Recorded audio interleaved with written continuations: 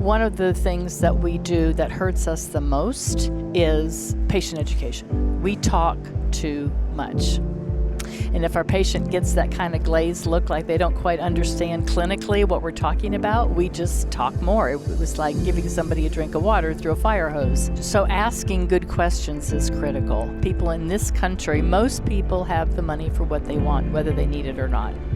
Our job is to help them want what they need. And we don't do that by just plopping a bunch of patient education and then telling them clinically what they need. We do that by getting in touch with their values. Patients want to be part of the process. They want to feel like they have a relationship with their provider and trust. And now that they can research things so much on their own, getting on the internet and researching, they will. And they will leave for a place where they feel like they have a good relationship. Get ready for your unofficial dental hygiene podcast. These are the tales of two hygienists, one East Coast RDH and one West Coast hygienist. Listen as they tackle the profession of dental hygiene with humor and enthusiasm. Now, please join Michelle Strange and Andrew Johnston as they tell you a tale of two hygienists. Welcome back, everyone, to another episode of A Tale of Two Hygienists, episode number 328. I'm your host, Andrew Johnston. This week, we have an amazing episode with Janet Hagerman, and she is on to talk to us about how we can get our patients to accept the treatment that we present. And I think probably more than that, we need to help them want to make the right decisions for themselves and say yes to the treatment that we're presenting. So special thanks to Rafael Rondon for connecting us and also for co-hosting this episode. He and Janet actually worked together, and I think they've just stayed in touch for the last several years. So it was nice to see them, getting back to, working with each other again and kind of bouncing ideas off each other. It's so nice to be able to see that in the industry, that people are still have really, really strong connections. So thank you again, Rafael, for that. Next week, we have an episode that I think that you're really going to like. It's on TMD or TMJD or TMJ problems, or whatever you know the term to be. And it's with Dr. Priya Mistry. The thing I liked about this episode is I feel like there's way more to the TMD or the TMJ issues than we realized. And they're actually things that we can help with. Because I know there have been many times when the patient comes in and they're like, Andrew, I have this problem. And they look at me and all I can say was, oh yeah, okay, well, I'll make sure I let the doctor know. And then, I talk to the doctor. Doctor's like, oh, okay, I guess let's go see that patient. And then they walk in the room and, the patient explains the issue. And the doctor said, well, how long this has been going on? Oh, it's been going on since, I've had braces or whatever the thing is. And the doctor just shrugs their shoulders and is like, well, as long as it's not getting worse, best of luck with you. So this episode I thought was pretty eye-opening. There's actually a lot that we can do. So make sure you guys check that one out. So I have a question. Did you all know that we have Stephanie Botts doing tipisodes for us about ergonomics? So once a month, if you didn't know about this, she creates some really great recordings to help you get through your day. So there's some stretches, there's some things, there's some resources and handouts and stuff that you can find online. If you wanted to follow her on social media, she has even more for you. But the next one is going to come out on Friday. So be sure to check that out. And if in the future you're listening to this episode, then in your podcast feed, it'll just be the one after today's episode. But make sure you guys are checking out what she has to offer, because I think that, if you really listen to her and you apply the principles that she is telling us, it's going to extend your career and it's going to also make you feel better while practicing. So I really appreciate you all sticking with us and telling your friends and your classmates about the show. Please continue to do that. But really, that's all from me. I hope you guys all have a great week and enjoy this interview with Janet Hagerman and Rafael Rondon. Welcome, everyone, to the interview portion of the podcast. Thank you for being here. I am joined today by Mr. RDH Rafael Rondon and Janet Hagerman. Thank you so much for being on the show. It's interesting how this came about. Rafael and I have been working together for about a year and a half. I think he's told the tales of the Janet before all of that. So I don't know why it took me so long to get you on the show, but thank you for being here. My pleasure. I'm flattered and honored. Thank you. We were talking just yesterday, Rafael and I were talking about treatment plan. Like we're developing this thing for our company for the treatment plan acceptance part, right? Yes. And he's like, who'd be really good? I like just looking to make sure that we didn't miss anything. We need to bring Janet Hagerman in here and have her take a look. I'm like, can she be on the podcast tomorrow? And by the way, can she be here first thing in the morning? 9:30 in the morning, early. So thank you for that. That was good. Definitely. I mean, Janet to me has been an amazing mentor for years. I started with her working. She was my boss in 2001 all the way to 2011, I believe, in that We're time dating frame. ourselves. Yes, Yeah. we are. I shouldn't have said that. But it's something that I learned so much from her at that time as a mentor. That definitely now that I'm in this role as a VP of Hygiene Operations for Coast, I believe that she would be the perfect person to bring this about. And not only for me, for many other groups out there. Yeah, I feel like you've learned quite a bit from her. So, Janet, if you would let us know, actually, before we get into like the hard-hitting questions, I feel like our audience needs to be introduced to you. Can you tell us a little bit about your background and kind of like what you're up to nowadays?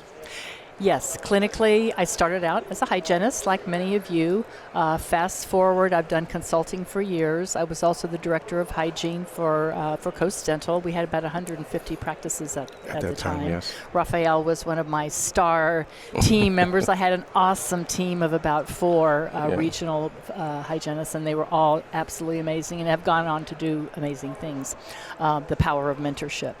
Working for a DSO is interesting because you sort of have like a laboratory to test your ideas and see what works, and if it doesn't, why does it work with some and not with others. One of the things I noticed was the poor communication skills with so many of our folks in the industry, because it's not really something that we learn in school. So I ended up writing a book called Selling Dentistry Ethically, Elegantly, and Effectively, and that's what I've pretty much that's what I do now. I'm the case acceptance coach. I do that with communication soft skills, and we can talk more about that however the direction of the conversation goes. Well, I think I would like to maybe just start off, like, what were the problems then and now? Like, why do we have such a hard time presenting treatment plans to patients? Well, it's not just presenting treatment plans. I mean, that's sort of the end of the process. There's so much that goes before that. Abraham Lincoln is credited with saying, give me 5 hours to chop down a tree, and I'll spend 4 of those hours sharpening the axe. So there's preparation before. It's like painting a house. You don't just go paint the house. First you have to scrape off all the old paint, and then you have to tape everything. The painting is the easy part. So I like to say that, by the time our patients get to, like, here's the treatment plan, a lot of the effort should have already been done. Sure. One of the things that we do that hurts us the most is patient education. We talk too much. And if our patient gets that kind of glazed look, like they don't quite understand clinically what we're talking about, we just talk more. It was like giving somebody a drink of water through a fire hose. Yeah. So asking good questions is critical. And so for hygienists, with periotherapy, a great question to just start asking is, do you know about periodontal disease? Because that requires a yes or no answer. Yes. But what do you know about periodontal disease? And find out what they know. Whatever it is, thank them for their answer, and then have a conversation about that. So you can tell them what it means. If they say, "Oh yeah, that's that awful, gross thing people get when they don't take care of their mouths," so, that's a really interesting comment. A lot of people have feel that way, but actually there can be many different reasons why people get periodontal disease. So that's why we screen for it so carefully in our office. So you begin the empathetic connection with the patient. I call it, selling from the heart, not the head. Yeah. In dentistry, we think in millimeters. And that's the world we live in, millimeters and clinical talk. That's what patient education is about. I'm not saying there's not a place for patient education. Sure. What I'm saying is there is a place for it, and it's not at the beginning of the conversation. Yeah. All right. First, we have to get in relationship with our patient, and we do that by asking questions, good, open-ended questions, values questions as well. What's the most important thing to you about your teeth? What's the most important thing to you about your dentist? So when you're asking the questions, let's kind of break it down for these hygienists who are, sitting chairside with our patients, and they want to know, okay, what do you know about periodontal disease? Or ask that question. Do they do that before the perio charting, or they do it after the perio charting once they have the data I would do it before the perio charting, because then that's a segue that leads to, and that's why in our practice we are so careful to screen for periodontal disease. That's a perfect opportunity. Whatever they say is great. Thank them for that. And then you know that over 50% of the people in this country have some form of periodontal disease. So it's much more common than most people think. Now the patient's thinking, oh, okay, well, they're learning about it. Gosh, maybe I have it, if half the people have it. And then the other thing we know, Mrs. Jones, is that periodontal disease is linked to other systemic conditions. Did you know, like heart disease? It affects heart disease, preterm babies, diabetes. Yeah. So now you've got the patient engaged in a little bit of a conversation. So now when you say that's why we screen for periodontal disease, and this is what that's going to look like, this is what I'm going to do now. So now you prepared the patient for that by talking in their language. I also feel like they're going to be able to relate, because even if they haven't had firsthand, they have a relative, right? Yeah. Mom lost her teeth because of gum disease. Dad lost his teeth because of gum disease. I think it's easy to find an area that they can relate to the patient that way. Yeah, and I feel like it was more about giving them that opportunity to be part of the conversation, to be involved in the conversation, rather than us telling. Yeah. And in the end, they don't remember anything we said, because we tend to talk, like you said. I think is when you get to that point of open-ended questions, you hear exactly what their needs are through the conversation, and then you link it through your next steps of what that person has when it comes to disease. So fast forward to actually presenting the treatment. So if I'm the hygienist and I have two patients that have very different values, let's say one is very cosmetically oriented, and like the patient that came in to me and said, Janet, I'm in a hurry because I'm going on vacation. I have to go shopping. So will you just clean my front teeth today?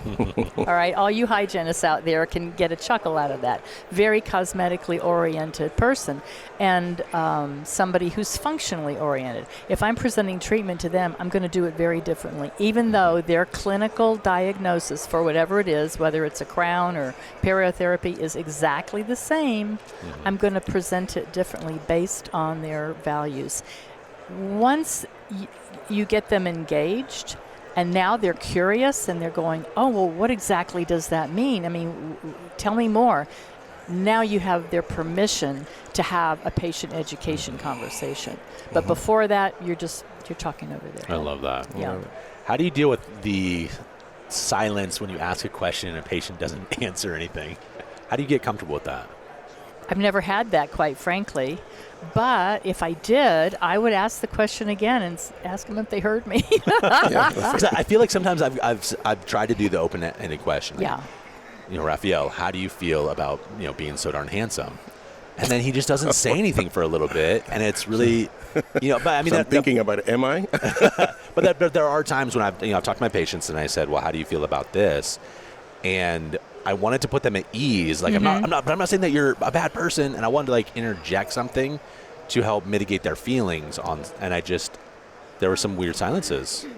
It's an awkward moment, I believe, when that space of that patient not saying a word. It's an awkward moment for them and for yourself as well. So I feel it's more about waiting for them to finally say something, and that's the moment you're going to see them react towards it. That brings up a really good point. Let's talk about that for a minute.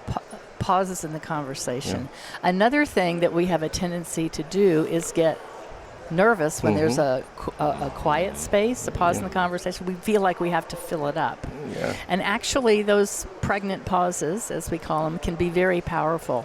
So I would say first, just let the silence be there. Make sure they heard the question.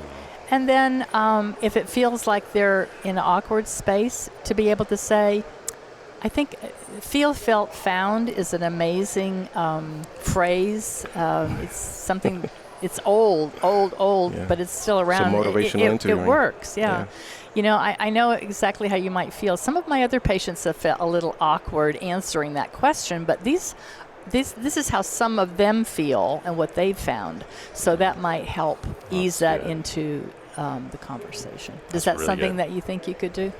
I like that. I like that. Feel, felt, found. Yeah. Rafael identified with that you guys also worked on that before. Because it's part of the motivation interviewing process. It's part of working how to communicate and involve the patient that way. And I did a few courses on that, and I love it. You brought it up, and I'm like, well, it's part of it's part of my process. Although I just now this moment I'm recalling the first time I heard that was the first Hinman conference I ever went to. My boss was the president that year. I was very proud. But I heard Naomi Rhodey. I don't know if any of you have ever heard of her. She was president of the National Speakers Association one year, and she's quite a well-known hygiene mentor and speaker and author. Anyway, she was the one in one of her presentations that first mentioned that. So that phrase has been around for a while. What are some of the other things that people have run into as clinicians as far as either getting the treatment plan ready or presenting it to a patient? What are some problems that are common problems?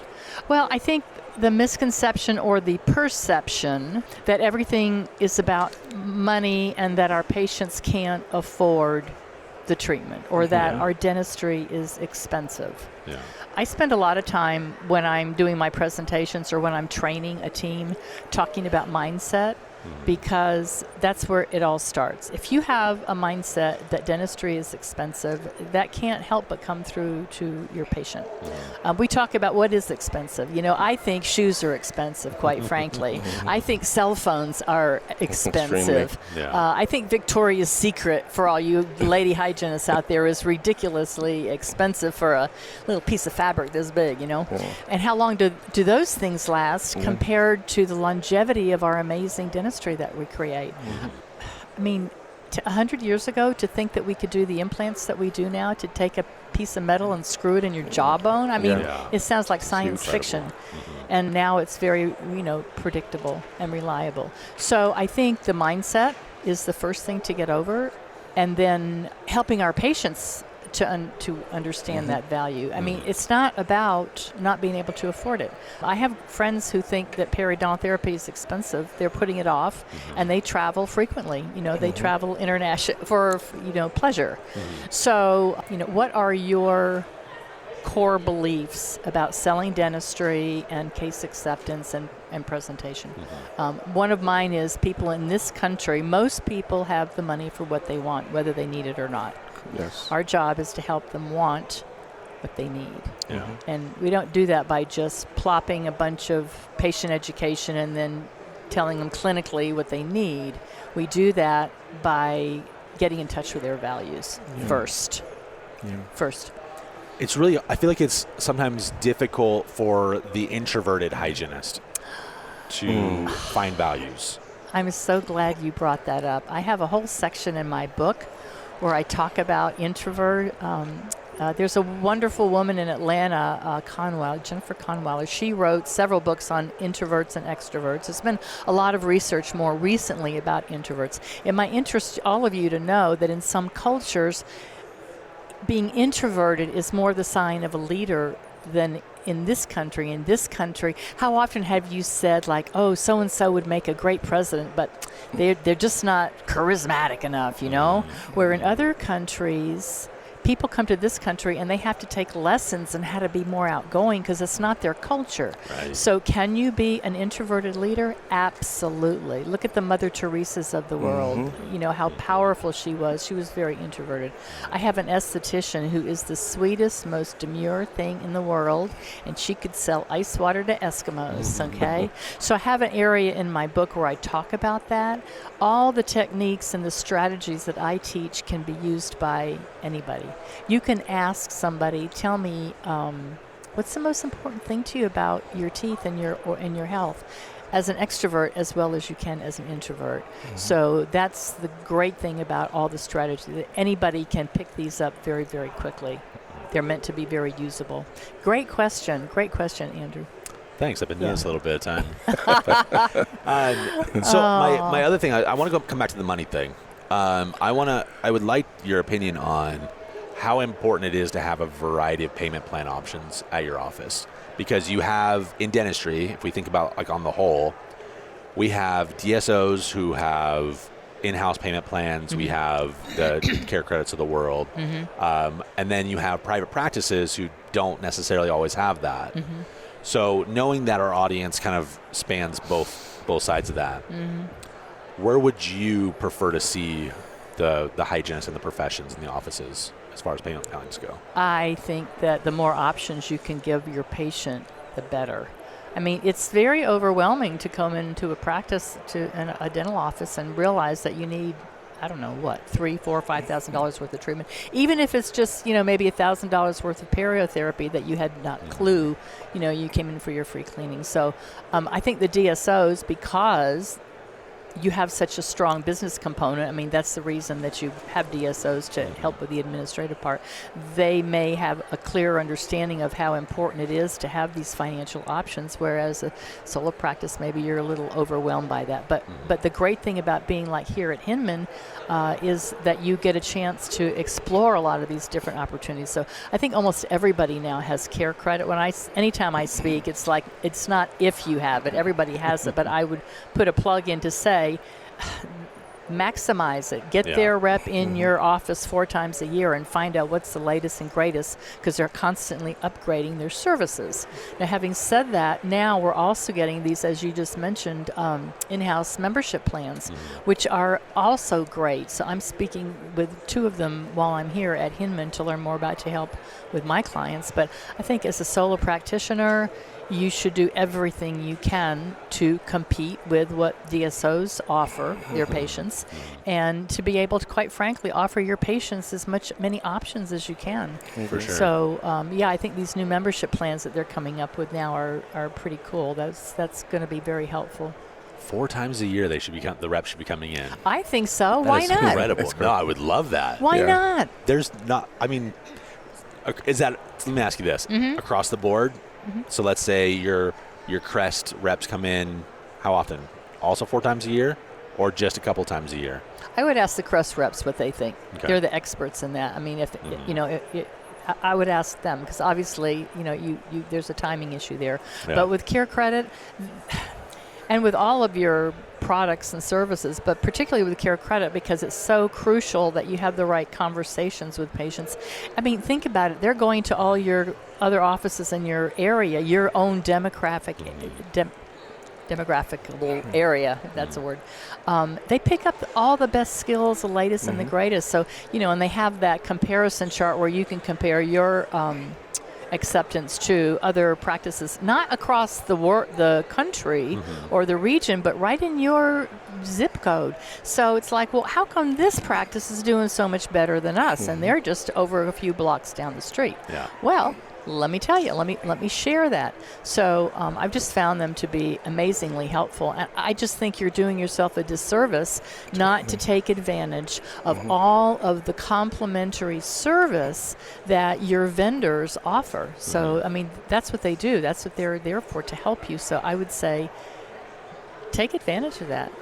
Would you like to see, I mean, in a perfect world, the hygienist is presenting care credit to the patient, or let's take you up to our treatment plan coordinator or our front office members? I would prefer to see the treatment plan coordinator, the office manager, that person. I would prefer to see hygienists doing what hygienists do, which is clinically. Yes. I love that. Yeah. They're providers. They're providers, exactly, just like the doctor. You don't want the doctor presenting treatment. Yeah. And there's so many changes that happen quickly, and the people in the care credit business, they keep up with the insurance changes. They happen a lot. So do what you do best. Yeah. Agreed. We have a few more minutes. Any thoughts from you before I move on? No, I'm just can't wait to have Janet with us and be part of what we're going to be doing. I think that process of perception and feeling, things you said today, where immediately your mindset goes into that money aspect of things. And sometimes it's not even that. It's maybe the patient feels it's going to be pain. Or it's going to be the time that maybe they don't have at the moment to do it. So I think that part to me is going to be a huge in the implementation, because I feel like our mind goes directly to that moment. Yeah. Yes, we could help with finances, as we were talking about, but I feel it's more about how we start even delivering that treatment plan to that patient. And I know you're going to bring a lot, and I'm so glad. Yes. And the mindset, and also patients want to be part of the process. They want to feel like they have a relationship with their provider, and Trust. now that they trust, and now that they can research things so much on their own, getting on the internet and researching, they will. And they will leave for a place where they feel like they have a good relationship. So it's critical that we create these. And also that we have the mindset, even though, I teach case acceptance. I'm the case acceptance coach. I wrote the book called Selling Dentistry, Ethically, Elegantly, and Effectively. But really what it all comes down to, what I want people to take away from today, it's what we're really doing when you get in the morning to set your mindset, not to case acceptance, not to selling dentistry, but how many patients can I help today? I love that you said How that. many can I help? How many can I get out of a disease state? How many can I get to have healthy, happy smiles? Make a difference. Make a difference, yeah, for sure. I feel like that's the successful hygienist. When we think about even within us, it's, they do the numbers, right? Like they do it. But when we start talking to them a little bit about it, it's about, oh yeah, by the way, my Mrs. Jones came in today, and this is the conversation that we had about her health. Yeah. And it wasn't about the numbers. They just happened to also get that. So I'm glad that you brought that around. Production is a reflection of patient care. That's it. Increase your patient care. Raphael's just loving this interview. He's just like front row seat to like his favorite. I feel like I'm I don't know, things that I remember from Janet from the past. Sometimes I bring it up and I say, that was Janet. Yeah. Janet says that. Yeah. I need your help. All those good words. Well, if it works, don't fix it, right? Yes, that's right. That's right. Yeah. It's working. Yeah. So if a hygienist wanted to reach out to you, if they wanted to know more about what you can help them do, because I think that's an area where I feel like as hygienists really struggle. Absolutely, treatment yes. plans, presentation and acceptance, case acceptance, all that. How can they reach out to you, and what can you help them with? What I can help them with is come into their practice and actually do training for the entire team. That we haven't had time to talk about this, but this is a team effort. Everybody needs to be plugged in and congruent.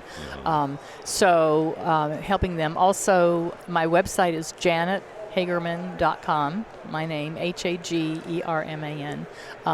My email is janet@janethagerman.com. And I have a Hinman special for all of you listeners. Any hygienists who want a free e-copy of my book, just send me an email, and in the subject line put Hinman free book, and I'll send you a complimentary copy. If you are a doctor listening, or somebody who's in a management position at a DSO, or you're a hygienist and you want your doctor or your manager to have access to this information, I'm happy to do a complimentary case acceptance assessment with them. Wow. And in that case, just email me, and in the subject line put Hinman assessment. That's very kind. Very, very nice of you. I appreciate that. Yeah, absolutely. So listeners, make sure you guys take advantage of that. I think that it'll really help you in your everyday life as a hygienist. Thank you so much both for being here. Appreciate it. Talk to you guys again soon. I love this. This has been such a pleasure. So much fun. Thank you, Andrew. Thanks, Rafael. Of course.